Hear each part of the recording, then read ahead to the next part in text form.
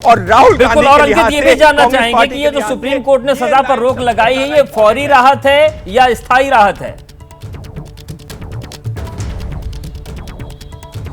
इसको हम ये जरूर कह सकते हैं कि जब तक सेशंस कोर्ट में मामला लंबित है तब तक के लिए तो राहत है ही। यानी कि फिलहाल राहुल गांधी के लिहाज से ये एक राहत है, क्योंकि सुप्रीम कोर्ट में मामला लेकर के आए थे। उनका ये कहना था कि सुप्रीम कोर्ट सजा पर जो रोक पहले से लगी हुई है, लेकिन दोष सिद्धि पर रोक लगा दे।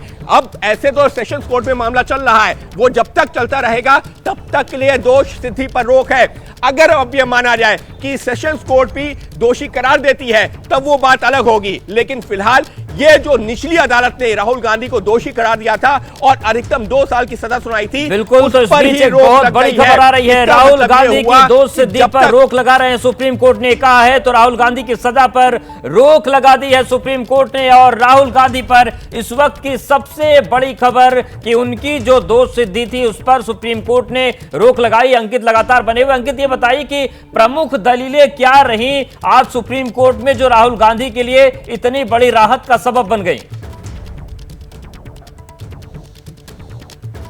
देखिए, राहुल गांधी के वकील थे अभिषेक मनु सिंघवी, वो क्या कह रहे थे? वो लगातार ये कह रहे थे कि राहुल गांधी ने किसी एक व्यक्ति का अपमान नहीं किया। राहुल गांधी ने जो ऐसा नहीं है कि सबके लिए ऐसा कहा हो। राहुल गांधी ने कुछ चुनिंदा लोगों के लिए ऐसा कहा था।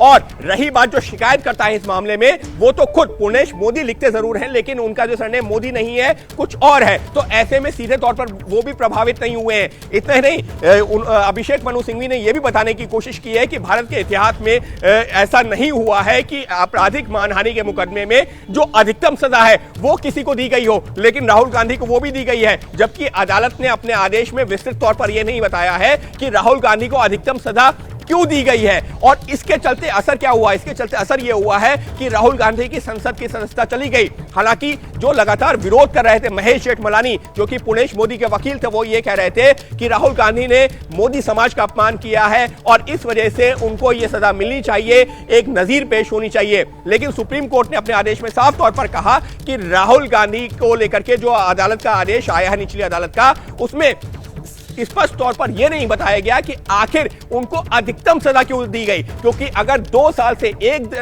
दिन कम की भी सजा होती तो उनको उनकी संसद की सदस्यता नहीं जाती, लेकिन पूरे 2 साल जो कि अधिकतम सजा है इस मामले में, वो उनको दी गई है। और ऐसे में राहुल गांधी की संसद की सदस्यता तो गई ही, लेकिन उनका जो निर्वाचन क्षेत्र है वहां के लोगों का भी अधिकार प्रभावित हो रहा है, क्योंकि उनका जो सांसद था उसकी सदस्यता चली गई है। और इस तरीके की दलीलें दी गई हैं सुप्रीम कोर्ट में, और जिसके बाद में सुप्रीम कोर्ट ने राहुल गांधी को दे दी एक बड़ी राहत। जी पत्रकारिता कोई इमोशन नहीं है, ना अपना कोई ज्ञान देना है और ना कोई विचार थोपना है। पत्रकारिता क्या है?